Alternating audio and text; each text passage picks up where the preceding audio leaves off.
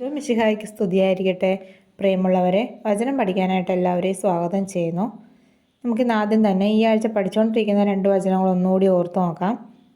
ഏശയ്യാ 59:1 രക്ഷിക്കാൻ കഴിയാത്ത വിധം കർത്താവിൻ്റെ കരം കുറുകിപ്പോയിട്ടില്ല, കേൾക്കാനാവാത്ത വിധം അവിടുത്തെ കാതുകൾക്ക് മാന്യം സംഭവിച്ചിട്ടില്ല.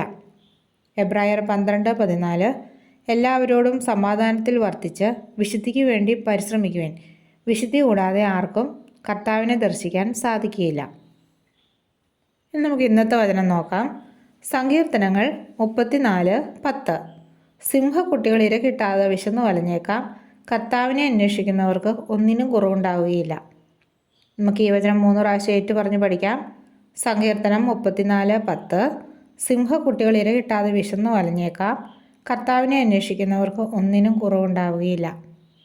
സങ്കീർത്തനം 34:10 സിംഹക്കുട്ടികൾ ഇര കിട്ടാതെ വിശന്നു വലഞ്ഞേക്കാം, കർത്താവിനെ അന്വേഷിക്കുന്നവർക്ക് ഒന്നിനും കുറവുണ്ടാവുകയില്ല. സങ്കീർത്തനം 34:10 സിംഹക്കുട്ടികൾ ഇര കിട്ടാതെ വിശന്നു വലഞ്ഞേക്കാം, കർത്താവിനെ അന്വേഷിക്കുന്നവർക്ക് ഒന്നിനും കുറവുണ്ടാവുകയില്ല. ഈ വചനം ബുക്കിലേക്ക് എഴുതി പഠിക്കുക. നാളെ മറ്റൊരു വചനവുമായിട്ട് കാണാം. ദൈവം എല്ലാവരെയും അനുഗ്രഹിക്കട്ടെ.